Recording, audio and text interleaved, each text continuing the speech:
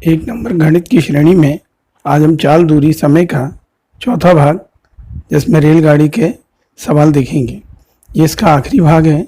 अगर इसके अलावा कोई सवाल रहता है तो छात्र मुझे इससे सूचित कराएं, तो मैं उसके बच्चे हुए जो भी सवाल हैं उस पैटर्न के वो मैं आपको बताऊंगा। ठीक है, चलिए हम पहला सवाल देखते हैं। यहाँ लिया है एक पहला सवाल है, बराबर लंबाई की दो रेलगाड़ियाँ 46 किलोमीटर प्रति घंटा और 36 किलोमीटर प्रति घंटे की चाल से एक ही दिशा में मतलब दोनों की चालें घटने वाली हैं, चल रही हैं। तेज़ ट्रेन 36 किलोमीटर प्रति घंटे की 36 सेकंड में धीमी ट्रेन को पार कर जाती है, तो प्रत्येक ट्रेन की लंबाई ज्ञात कीजिए। सवाल में पहली लाइन में बोला गया है कि समान लंबाई की दो रेलगाड़ियाँ, तो हम क्या करेंगे, दो रेलगाड़ियों की लंबाई x मान लेंगे, तो x और x जुड़कर पूरी दूरी कितनी हो जाएगी 2x। और समान दिशा में आपको मालूम है चाल घट जाती है, तो 40 में से 36 गए 10 आ गए। इसको आप मीटर पर सेकंड में कन्वर्ट करेंगे 5/18, तो 25/9 आ गया। तो आपके पास चाल 25/9 है और तय दूरी यहाँ पे लिखी हुई है 2x और आपके पास ये। ठीक है, इस पूरी चीज़ को आप फॉर्मूले में रखेंगे, चाल बराबर दूरी बटे समय में।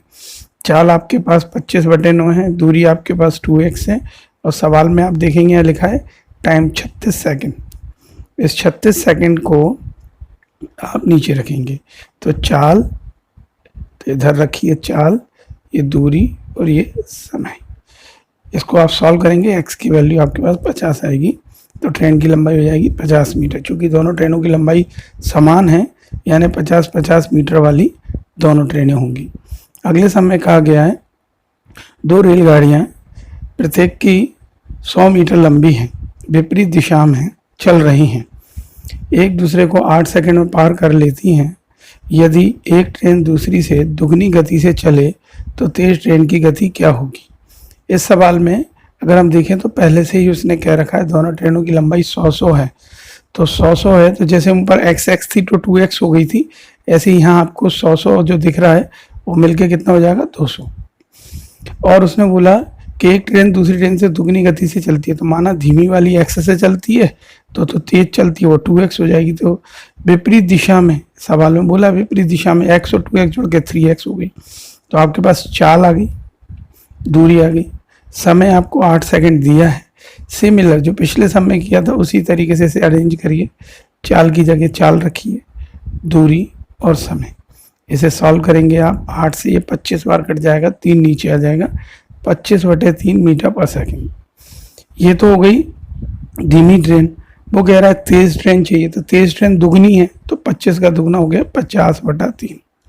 ठीक है, अब हमने ओटी में आंसर देखा तो पता चला मीटर पर सेकंड में है ही नहीं, तो उसे हमने 18/5 से गुणा करके 5 से काट दीजिए, इसे सॉल्व कर दीजिए, 3 से 6 काट दीजिए, 60 किलोमीटर प्रति घंटा आ जाएगा।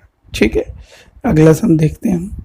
अगले सवाल में दिया गया 75 मील प्रति घंटे की गति से चलती हुई एक रेलगाड़ी, ठीक है, 3.5 मील लंबी सुरंग में प्रवेश करती है। यदि ट्रेन की लंबाई 1/4 मील हो तो सुरंग को पार करने में कितना समय लगेगा। वो सब जो लैंग्वेज है अजीब सी ये लिखी हुई है कि कब तक ट्रेन के सुरंग पार कर लेगी, ये मुहाना वगैरह, ये सब डिस्टर्ब करने के लिए सवाल बेसिक उसी तरीके से होगा। तो आपको ट्रेन की चाल दी है 75 मील, ट्रेन की लंबाई दी है 1/4 और सुरंग की लंबाई दी है 7/2, 3.5 का चेंज कर लीजिएगा, 3 दूनी 6, 7/2। तो ये 7/2 और 1/4 जुड़ जाएगा, तो तय दूरी आ जाएगी आपके पास 15/4। अब आपके पास दूरी है और चाल है, फॉर्मूला होता है समय बराबर दूरी बटे चाल। इसे सॉल्व करेंगे 1/20 घंटे आएगा। इसे आप मिनट में चेंज करने के लिए 60 का मल्टीप्लाई करेंगे तो 3 मिनट, तो 3 मिनट में वो सुरंग को पार कर लेगी। ठीक है, अगला सम है, उसमें दिया है दो रेलगाड़ियाँ बराबर गति से विपरीत दिशाओं में चल रही हैं, प्रत्येक ट्रेन की लंबाई 120 मीटर है, वो 12 सेकंड में एक दूसरे को पार करती हैं, तो प्रत्येक ट्रेन की गति क्या होगी। उन्होंने इस बार गति पूछी है, तो आप मानो दोनों ट्रेनों की गति x मान लीजिए, विपरीत दिशा में दोनों जुड़ जाएंगे तो x और x मिलके कितनी हो गई 2x। प्रत्येक ट्रेन की लंबाई 120 है, तो तय दूरी कितनी हो जाएगी 120 जोड़ दीजिए तो 200 40 हो जाएगी। दिया गया समय कितना है आपको, 12 सेकंड है। सिमिलर पिछले फॉर्मूले में चाल बराबर दूरी बटे समय में पुटअप करिए। चाल की जगह 2x, दूरी की जगह 240। इसको सॉल्व करिए, 12 के टेबल से ये कट जाएगा 240 20 बार, ठीक है, और इस 2 से ये कट जाएगा 10 जबर। तो इस तरीके से x का वैल्यू कितना आ जाएगा, 10 मीटर पर सेकंड। इसे किलोमीटर पर आवर को चेंज करने के लिए 18/5 से आप गुणा करिए। 5 से काटेंगे 2 बार, 2 का 18 से गुणा करेंगे 36 किलोमीटर प्रति घंटा, ठीक है। अगला सम दिया हुआ उसमें बोला है कि दो स्टेशन ए और बी एक सीधी रेखा में एक दूसरे से 110 किलोमीटर की दूरी पर हैं, ठीक है। एक ट्रेन 7 बजे ए से शुरू होती है और 20 किलोमीटर प्रति घंटे से बी की ओर चलती है, ठीक है। दूसरी ट्रेन 8 बजे बी से शुरू होती है, 25 किलोमीटर प्रति घंटे की चाल से ए की ओर चलती है। तो यहाँ आपको दिखाया गया है कि ए और बी दो स्टेशन हैं। यहाँ से एक ट्रेन इस साइड जाएगी और यहाँ से एक ट्रेन इस साइड जाएगी, दोनों के बीच की दूरी 110 है। ये 7 बजे चलती है, ये 8 बजे चलती है। इसकी चाल 20 है, इसकी चाल 25 है। यहाँ थोड़ा समझने वाली बात ये है कि ये ट्रेन कम चली है घंटा और ये ट्रेन 1 घंटा ज़्यादा चली, तो इसका समय मान लो टी है, तो इसका समय हो जाएगा t+1।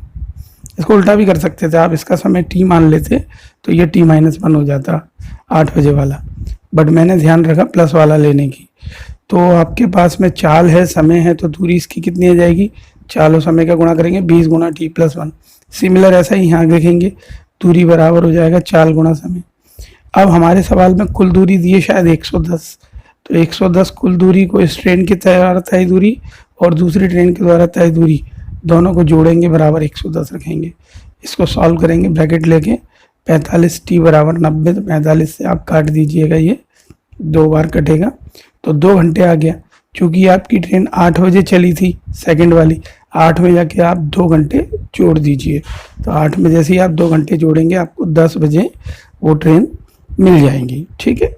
अगला सम दिया है, दो गाड़ियाँ, एक हावड़ा से पटना तथा दूसरी पटना से हावड़ा एक साथ चलना शुरू करती हैं, बाद में भी मिलती हैं।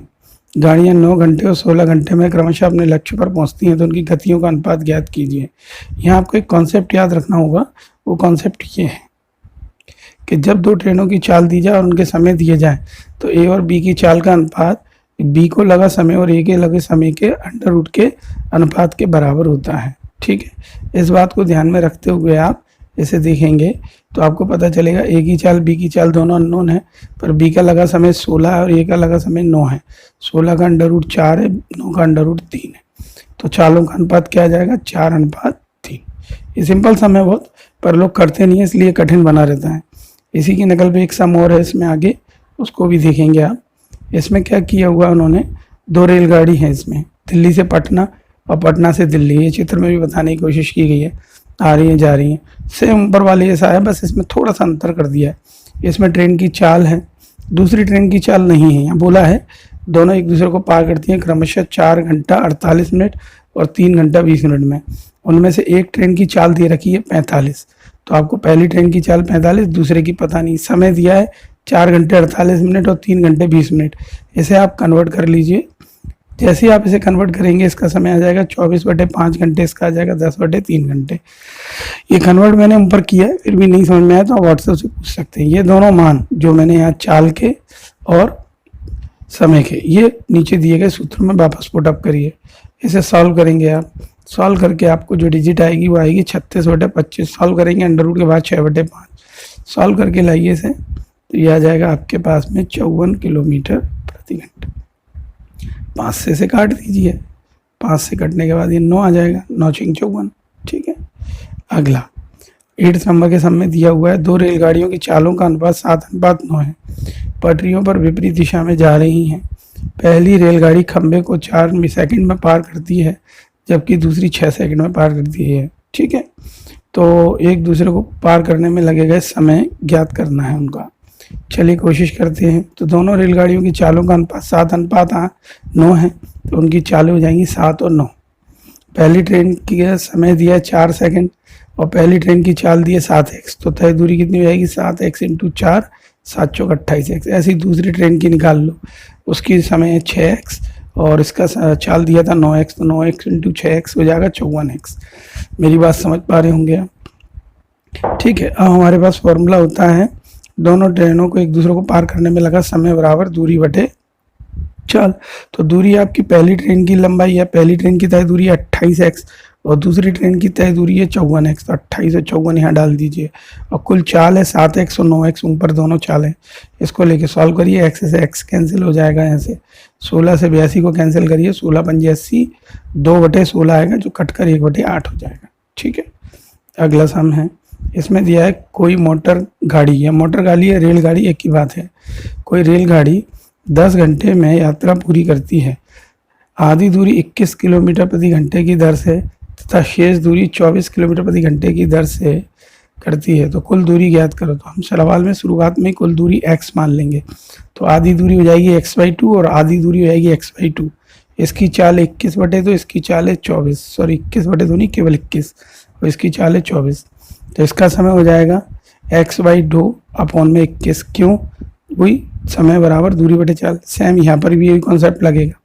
अब सवाल की डिमांड के हिसाब से लगा कुल समय 10 घंटे है, तो इसका समय 2 नीचे आ जाएगा, 21 के तो 42 हो जाएगा, यहाँ 2 24 के पास आ जाएगा तो नीचे 48 हो जाएगा। इन दोनों का एलसीएम लीजिए 336 और सॉल्व करिए, आपको मिलेगा 224 किलोमीटर। ठीक है जी, अगला सम देखिए। अगले, अच्छा मैं ये होमवर्क इसलिए नहीं दे रहा हूँ क्योंकि आप इन्हीं सवालों को बिना देखे दोबारा कीजिएगा, क्योंकि जो होमवर्क देता हूँ, एक बच्चा बोला सर इतना होमवर्क कैसे करें, तो मैंने होमवर्क रोक रखा है। आप इन्हीं सवालों को बिना देखे दोबारा करेंगे तो वो भी एक होमवर्क की तरह ही काम करेंगे। ठीक है, चलिए अगला सवाल देखिए। एक रेलगाड़ी बिना रुके औसत चाल 90 किलोमीटर प्रति घंटा, बार बार रुकने के कारण 80।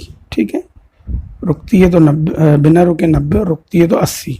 तो गाड़ी की प्रति मिनट प्रति घंटा कितनी रुकती, गाड़ी प्रति कितने मिनट प्रति घंटे रुकती है, ये पूछा गया है।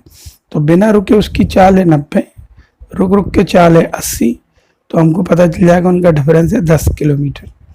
अतः रुकने का अनुपात कितना हो जाएगा, तो जो डिफरेंस आता है बटे बिना रुके जो औसत चाल है वो, तो 10/90 से आगे 1/9। तो जी 1/9 क्या आया है, ये आया है 1 मिनट में रुकने के समय। तो 1 घंटे में कितना रुकेगा, तो 1 घंटे में होते हैं 60 मिनट, तो 1/9 में 60 का गुणा कर दीजिए। 1/9 में 60 का गुणा करेंगे तो 6 से ही 2/3।